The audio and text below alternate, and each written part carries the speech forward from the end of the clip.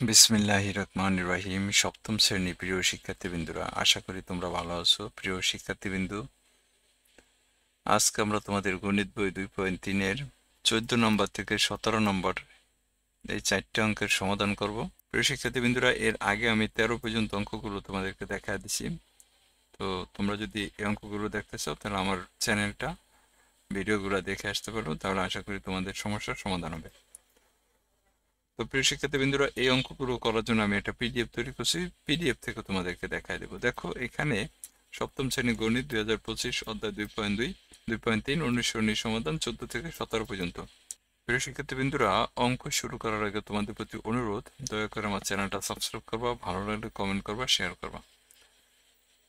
14 নম্বর অঙ্কে কি আছে দেখো, 30 জন শ্রমিক 20 দিনে একটি বাড়ি তৈরি করতে পারে। শ্রমিক কয়জন? 30 জন। কাজ করবো কয়দিন? 20 দিন। এই 30 জন 20 দিনে কাজ করে কি করবো? একটা বাড়ি তৈরি করতে পারবো। কাজ শুরু করার 10 দিন পর খারাপ আবহাওয়ার জন্য 6 দিন কাজ বন্ধ রাখতে হয়েছে। তাহলে নির্ধারিত সময়ে কাজটি শেষ করতে অতিরিক্ত কতজন শ্রমিক লাগবে? তা আমরা অঙ্কটা এইভাবে করতে পারি। দেখো, 30 জন শ্রমিক 20 দিনে তৈরি করতে পারে একটি বাড়ি। 30 জন শ্রমিক একদিনে করব কম বাড়ি, 30 জন শ্রমিক 10 দিনে করব বেশি অংশ, অর্থাৎ বেশি অংশ বাড়ির বেশি অংশ কাজ করব। এই শূন্য দিয়ে শূন্য যদি আমরা কাটি, তাহলে 30 জন শ্রমিক 10 দিনে বাড়ির অর্ধেক কাজ করব।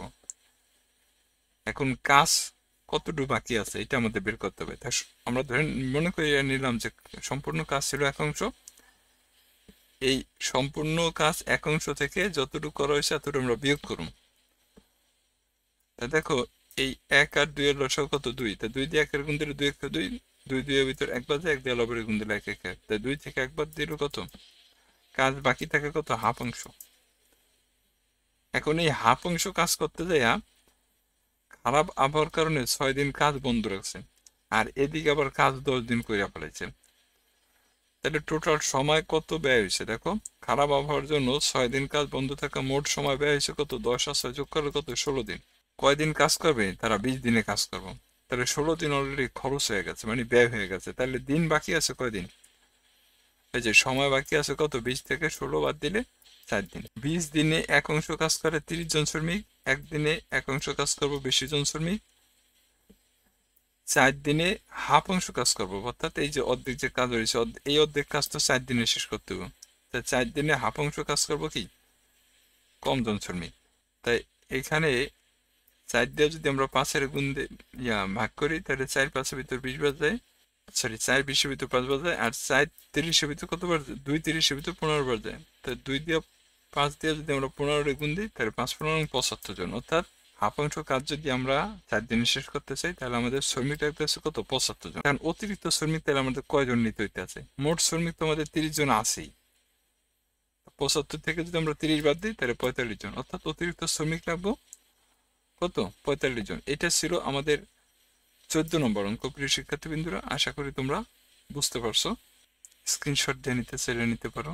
এরপরে চলো আমরা 15 নম্বর অঙ্ক করুন। 15 নম্বর অঙ্কে কি আছে দেখো, এই কাজ ক ও খ একত্রে 16 দিনে, খ ও গ একত্রে 12 দিনে, ক ও গ একত্রে 20 দিনে করতে পারে।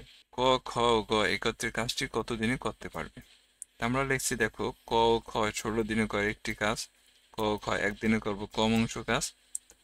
আবার খ ও গ 12 দিনে করে একটি কাজ, খ ও গ একদিনে করবো কম অংশ কাজ। আবার ক ও গ 20 দিনে করে একটি কাজ, ক ও গ একদিনে করবো কম অংশ কাজ। এখন এখানে ক ও খ একদিনে করে এত অংশ কাজ, খ ও গ একদিনে করে এত অংশ কাজ, আর ক ও গ একদিনে করে 1/20 অংশ কাজ।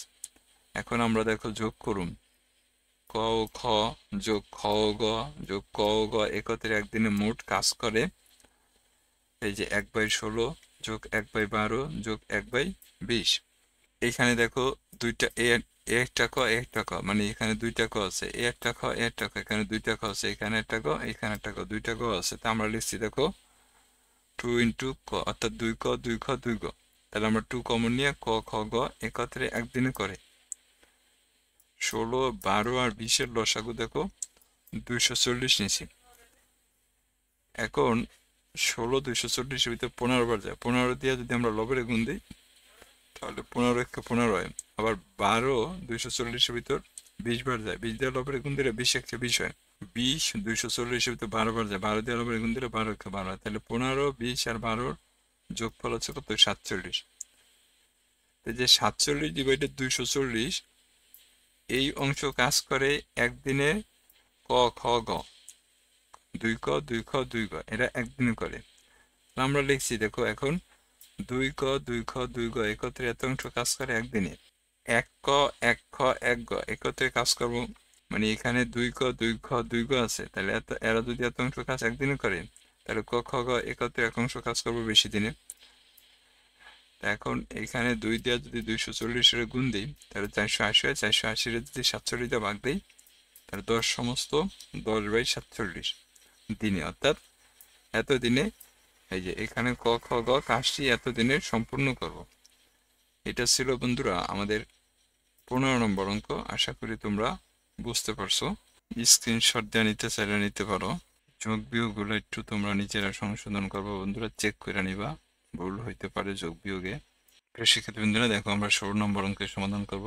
অঙ্ক শুরু করার আগে আবারও বলছি বন্ধুরা, দয়া করে চ্যানেলটা সাবস্ক্রাইব করবা, ভালো লাগলে কমেন্ট করবা। এখানে দেখো 16 নম্বরে বলছে একটি চৌবাচ্চায় 2টি নল আছে। চৌবাচ্চা তো তোমরা চেনো তাই না?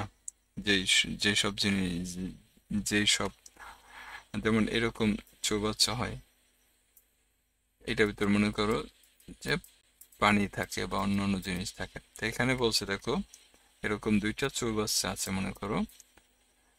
এখন বলছে প্রথম ও দ্বিতীয় নল দ্বারা যথাক্রমে 12 ঘন্টা ও 18 ঘন্টায় খালি চৌবাচ্চা দুটি পূর্ণ হয়। তাহলে নল দুটি একসাথে খুলে দিলে খালি চৌবাচ্চা দুটি কত ঘন্টা পূর্ণ হবে? অর্থাৎ 2টা চৌবাচ্চা আছে। এখন চৌবাচ্চা দুটি, একটা চৌবাচ্চা পূর্ণ করতে একটা খালি চৌবাচ্চা পূর্ণ করতে 12 ঘন্টা লাগে সময়, আর একটা খালি চৌবাচ্চা পূর্ণ করতে 18 ঘন্টা সময় লাগে।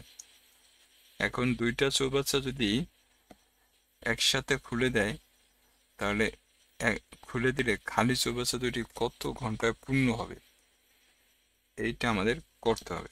আমরা লিখছি দেখো প্রথম নল দ্বারা 12 ঘন্টা পূর্ণ হয় একটি এক অংশ, তাহলে প্রথম নল দ্বারা 1 ঘন্টা পূর্ণ এবং কম অংশ, আবার দ্বিতীয় নল দ্বারা 18 ঘন্টা পূর্ণ এক অংশ, দ্বিতীয় নল দ্বারা 1 ঘন্টা পূর্ণ এবং কম অংশ।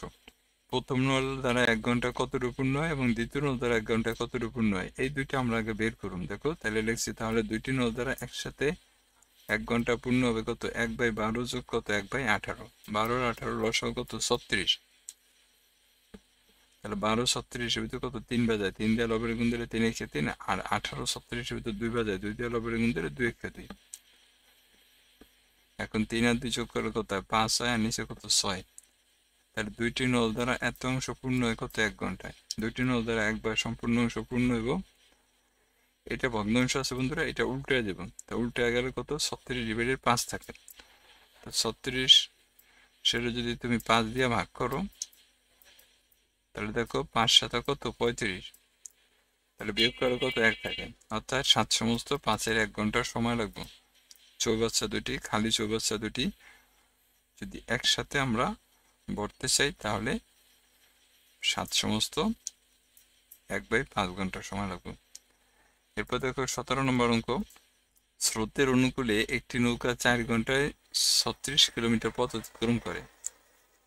স্রোতের বেগ ঘন্টায় 3 কিলোমিটার হলে স্থির পানিতে নৌকার বেগ কত? অনুকূল মানে কি? পক্ষে, অর্থাৎ নদীর স্রোত যেদিকে যাইতেছে নৌকাও ওই দিকে যাইতেছে, এটাকে বলছে অনুকূল। তাহলে 4 ঘন্টা যায় কত? 36 কিলোমিটার। তা আমরা লিখছি দেখো স্রোতের অনুকূলে নৌকাটি 4 ঘন্টা যায় 36 কিলোমিটার, 1 ঘন্টা যাব কম কিলোমিটার। তাহলে 1 ঘন্টায় এই স্রোতের বেগ আর নৌকার বেগ কত হয়েছে? 9 কিলোমিটার হয়েছে। আর এখানে স্রোতের বেগ কত আছে? 3 কিলোমিটার আছে। তাই তুমি যদি 9 থেকে 3 বিয়োগ করো তাহলে নৌকার বেগ বের হয়ে যাব।